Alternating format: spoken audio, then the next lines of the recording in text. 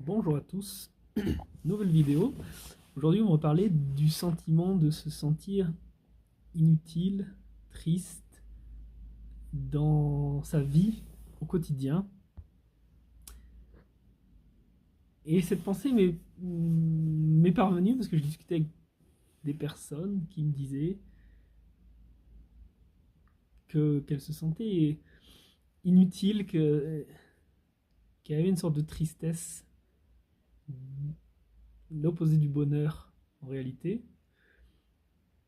Et je me suis posé cette question alors que je suis dans un chemin où de plus en plus, en tout cas, je tends à faire du travail désintéressé, servir sans rien attendre en retour, notamment dans des centres de méditation où je suis bénévole. Voilà. Et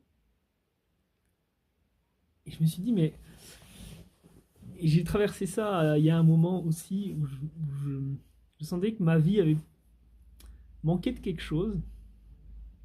Et j'avais beau chercher à l'extérieur, euh, dans les plaisirs du monde, dans tout ce qu'on veut, ça ça suffisait pas à combler ce manque de bonheur et de sens dans ma vie.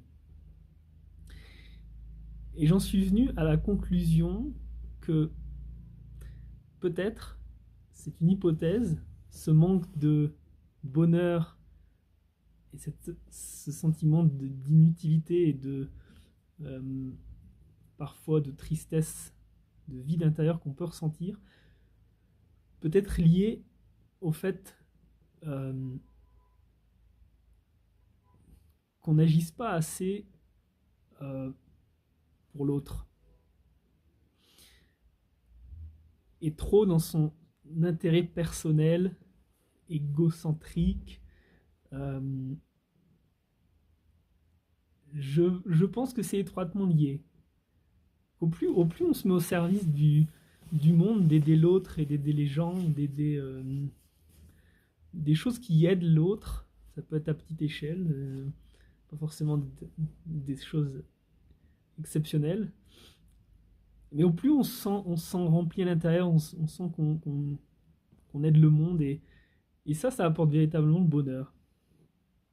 Enfin, c'est ce que j'en conclus parce que j'alterne entre servir dans des centres de méditation, vipassana, et être dans le monde où bon, je fais plutôt du tourisme, où je fais de la rando, etc.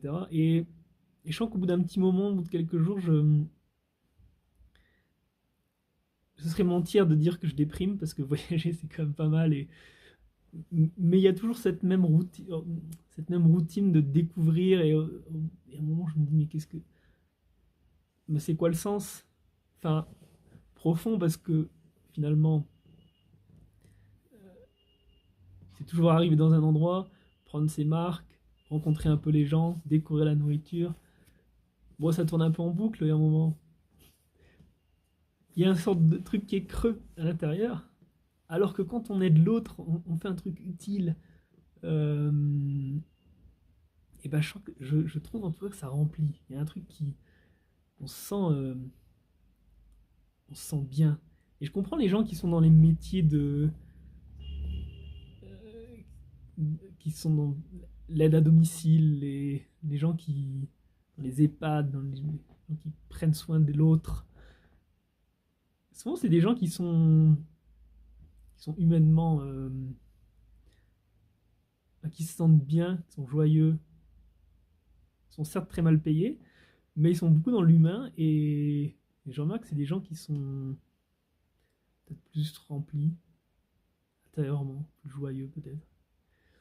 Donc voilà, je me disais, il faut que je partage ça parce que peut-être que c'est pas évident en Occident, en France, en Europe, de se mettre au service des gens. C'est peut-être associé parfois à un côté un peu euh, réducteur, un peu. Je me mets au service, c'est-à-dire un peu je m'abaisse à l'autre. J'ai l'impression que c'est un peu vu comme ça, côté service et aider l'autre, alors qu'en réalité, c'est tout autre. C'est justement un. Ça joue sur l'ego aussi. Quand se met au service de quelqu'un, ou d'une cause, ou de quelque chose, et ben ça joue sur l'ego qui a tendance à diminuer, parce qu'on est plus centré sur soi-même, mais plus sur l'autre. Et donc, voilà, question.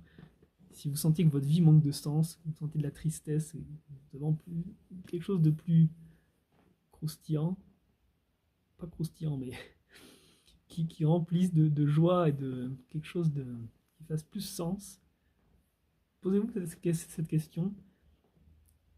À quel niveau est-ce que je sers le monde? À quel niveau est-ce que je sers l'autre? J'aide l'autre? Peut-être que vous avez votre réponse à ce sentiment de bonheur et de paix, et de se sentir utile. N'hésitez pas à me dire dans les commentaires si cette vidéo vous a plu, si ça vous parle.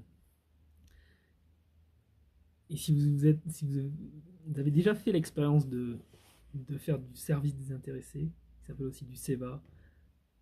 Voilà. À très bientôt pour une nouvelle vidéo.